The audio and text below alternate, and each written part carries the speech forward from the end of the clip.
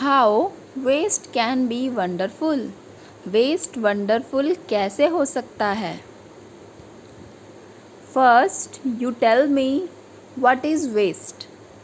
Waste क्या होता है? सिंपल वर्ड्स में अगर हम कहें तो वेस्ट वो मटेरियल होता है जब हम किसी काम को करने के बाद या किसी चीज़ को बनाने के बाद जो चीज़ें रह जाती हैं जिनका हम यूज़ नहीं कर पाते हैं, ठीक है, जिसको हम कूड़ा कचरा बोल देते हैं, वही वेस्ट होता है। How waste can be wonderful. अब वेस्ट को वंडरफुल कैसे बनाया जा सकता है, ये हम जानेंगे इस चैप्टर को पढ़ने के बाद कि वेस्ट वंडरफुल कैसे हो सकता है। Waste can be quite useful. The name of the chapter is wonderful waste. Let we start the story. Once the Maharaja of Travancore ordered a grand dinner in his palace. एक बार ट्रैवनकोर के महाराजा ने अपने महल में शानदार भोज के आयोजन का आदेश दिया। In the afternoon, before the dinner, the Maharaja entered the kitchen to survey the dishes that has been prepared for the feast. रात के भोजन से पहले दिन के टाइम पर महाराजा रसोई घर में उन पकवानों को चेक करने या उन पकवानों का सर्वे करने आते हैं जो भोज के लिए तैयार किए गए थे। What are you going to do with those vegetable scraps? He asked the cook, pointing to the basket of scraps near the cook. महाराजा ने पास में रखे कचरों की टोकरी की ओर इशारा करते हुए रसोइये से पूछा, तुम सब्जियों के बचे कुचे टुकड़े का क्या करने जा रहे हो? The cook replied, they are waste, we will throw them away. रसोइये ने जवाब दिया, वे कचरा है, हम उसे फेंक देंगे।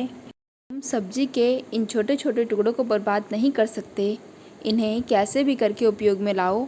महाराजा ने सख्ती से आदेश दिया और फिर वे वहाँ से चले गए। The cook was in a fix and kept staring at the vegetable scraps for some time. Suddenly an idea flashed across the mind. रसोइया असमंजस में पड़ गया। वह सब्जी के टुकड़ों की ओर कुछ देर तक देखता रहा और अचानक उसके दिमाग में एक विचार आया। He took all the vegetable bits, washed them and cleaned them well. रसोइया ने सब्जी के टुकड़ों को लिया, उन्हें धोया और अच्छी तरीके से साफ कर लिया।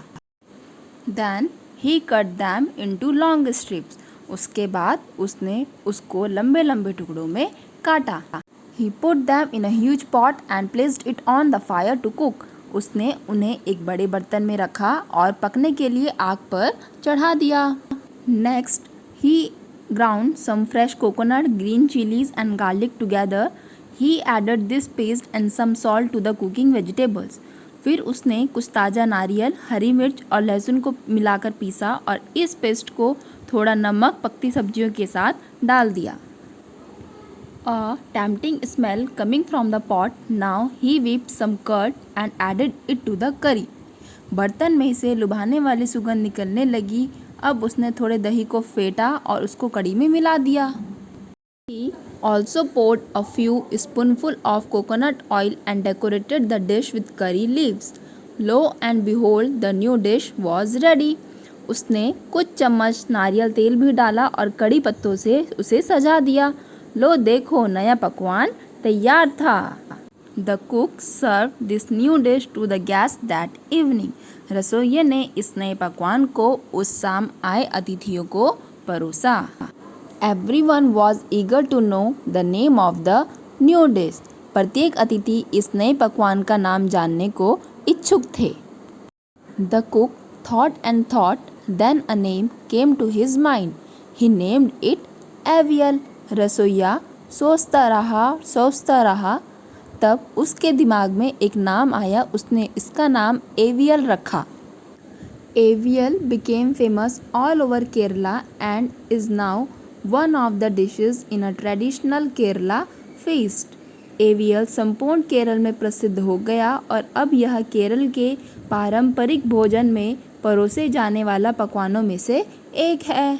Imagine it all came from a basket of waste. जरा सोचिए यह सब कचरों की टोकरी में से आया।